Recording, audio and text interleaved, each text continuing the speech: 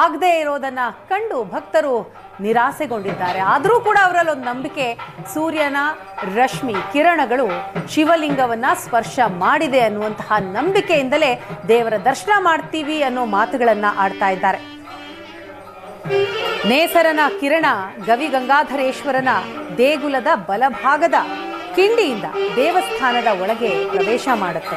ಸೂರ್ಯನ ರಶ್ಮಿ ಮೊದಲಿಗೆ ಗವಿಗಂಗಾಧರೇಶ್ವರನ ಪಾದವನ್ನು ಸ್ಪರ್ಶ ಮಾಡುತ್ತೆ. ಅದಾದ ನಂತರ ನಂದಿ ವಿಗ್ರಹದ ಮೂಲಕ ಸೂರ್ಯನ ಕಿರಣ ಶಿವಲಿಂಗವನ್ನು ಸ್ಪರ್ಶಿಸುವಂಥದ್ದು ಪ್ರತಿ ವರ್ಷವೂ ಕೂಡ ನಡೆಯುವಂತಹ ವಿಸ್ಮಯ, ದೈವಿಕ ಪವಾಡ ಇದು.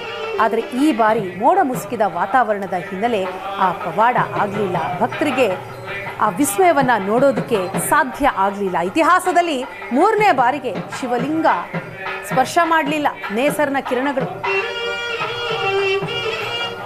ಪ್ರತಿ ವರ್ಷ ಸಂಕ್ರಮಣದಲ್ಲಿ ಸೂರ್ಯ ರಶ್ಮಿ ಸ್ಪರ್ಶ ಆಗುತ್ತೆ ಶಿವಲಿಂಗನಿಗೆ. ಅದಾದ ನಂತರ ಅಭಿಷೇಕಗಳು ನಡೆಯೋದು ಶಿವಲಿಂಗಕ್ಕೆ. ರುದ್ರಾಭಿಷೇಕ ಸೇರಿದ ಹಾಗೆ ವಿಶೇಷ ಪೂಜಾ ಕೈಂಕರ್ಯಗಳನ್ನು ನೆರವೇರಿಸ್ತಾರೆ. ಬೆಳಿಗ್ಗೆಯಿಂದಲೂ ಕೂಡ ಮಕರ ಸಂಕ್ರಾಂತಿಯ ಹಿನ್ನೆಲೆ ವಿಶೇಷ ಪೂಜಾ ಕೈಂಕರ್ಯಗಳಾಗ್ತಾ ಇದೆ. ಮಧ್ಯಾಹ್ನ 12ವರೆಗೆ ದೇವಸ್ಥಾನದ ಬಾಗಿಲನ್ನು ಮುಚ್ಚಿದ್ರು. ಅದಾದ ನಂತರ 4 ಗಂಟೆಯ ನಂತರ ಮತ್ತೆ ಅದೇ ರೀತಿ ಪೂಜಾ ವಿಧಿವಿಧಾನಗಳನ್ನು ನೆರವೇರಿಸ್ತಿದ್ದಾರೆ ಪುರೋಹಿತರು. ಸೂರ್ಯ ರಶ್ಮಿ ಸ್ಪರ್ಶದ ನಂತರ ಲಿಂಗಕ್ಕೆ ಅಭಿಷೇಕವನ್ನ ಮಾಡಲಾಗತ್ತೆ. ಆದರೆ ಮೋಡ ಕವಿದ ವಾತಾವರಣದಿಂದಾಗಿ ಈ ಬಾರಿ ಭಕ್ತರಿಗೆ ನಿರಾಸೆಯಾಗಿದೆ. ಗವಿ ಗಂಗಾಧರೇಶ್ವರ ದೇವಾಲಯ ಬಹಳ ಹಳೆಯ ದೇವಾಲಯಗಳಲ್ಲಿ ಒಂದು. ಗೌತಮ ಮಹರ್ಷಿ ಮತ್ತು ಭಾರದ್ವಾಜ ಮುನಿಗಳು ಇದನ್ನ ನಿರ್ಮಿಸಿದ್ರು. ಅದಾದ ನಂತರ ಬೆಂಗಳೂರಿನ ಸ್ಥಾಪಕರಾದಂತಹ ಕೆಂಪೇಗೌಡರು ಇದನ್ನು ನವೀಕರಿಸಿದರು.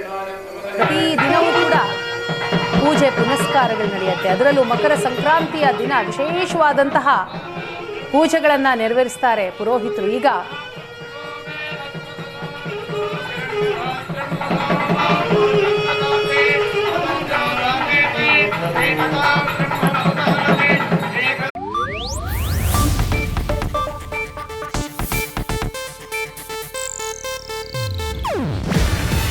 ಇದು ಏಷ್ಯಾನೆಟ್ ನ್ಯೂಸ್ ನೆಟ್ವರ್ಕ್ ಪ್ರಸ್ತುತಿ.